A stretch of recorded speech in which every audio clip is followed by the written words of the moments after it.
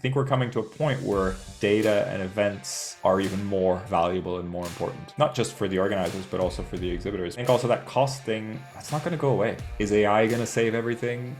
Probably not. Miguel, do you see any big changes coming in events down the line in the next year or two? Any shifts that maybe you're seeing?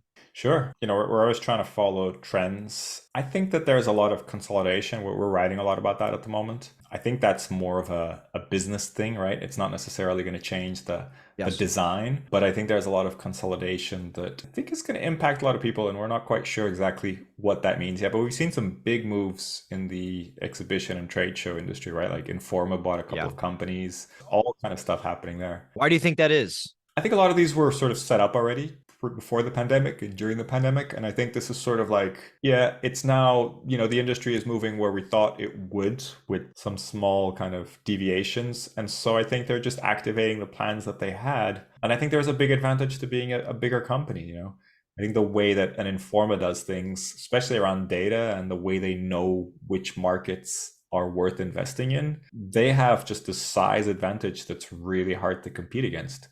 Freeman shares some of their data sometimes. They survey their attendees across all of their shows. That Yes. data is, no one else can have that kind of data. It'd be really hard for anybody else to have that kind of insight.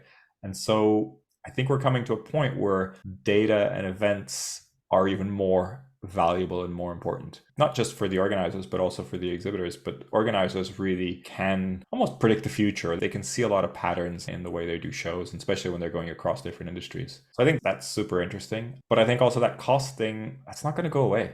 Hotels are more expensive, materials are more expensive, and none of that is a peak that's going to go back.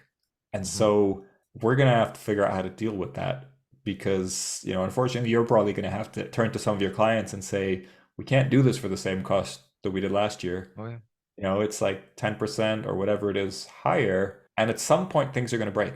Some clients are going to go, we can't do that, we're going to have to do something way simpler. And I don't think there's any sort of easy fix in all of this. I think there is a sort of figuring out what that looks like. Is AI going to save everything? Probably not, right? AI is kind of interesting in terms of shortcuts and in terms of some interesting technology, but that's the hottest thing right now. We're not in a recession, but we're not growing that much, and service jobs are getting more and more expensive because you know what? People were taking a beating, and they still are in many ways, and now they're actually able to negotiate a decent salary, and I respect that, but it is harder to do the same things that we were used to.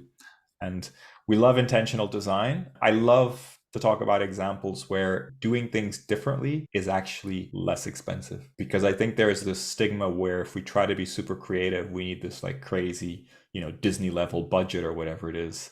And yes, a lot of crazy stuff needs a big budget, but sometimes it doesn't. And I think sometimes it needs that thinking where you're going, why do we always do this? And then not doing that and doing something different for the right reasons can do that. And I think those are the things that I'm really interested in kind of following and seeing people doing. Yeah, those are good points. I think the data in the events is huge. It's just going to continue to get bigger. I've been in the industry since 2011, and I've never seen as much M&A movement in, the 11 years. It's absolutely the most I've ever seen, right? Almost non-existent in 13, 14, 15, 16, 17. I hardly heard anything. 19, you started hearing a little bit. I think that, like you said, those plans got put on hold. I think it's a positive sign for the industry. Obviously, private equity would not be getting involved as much as they are if they didn't see a runway here for the next 5-10 years, right? I like one thing that you said there is, I think about doing things differently can be less money. And I think it ties into the cost conversation, which is one of the plagues of the industry is that the exhibitors, the sponsors, those people in meetings and events have always taken the direct hit cost wise.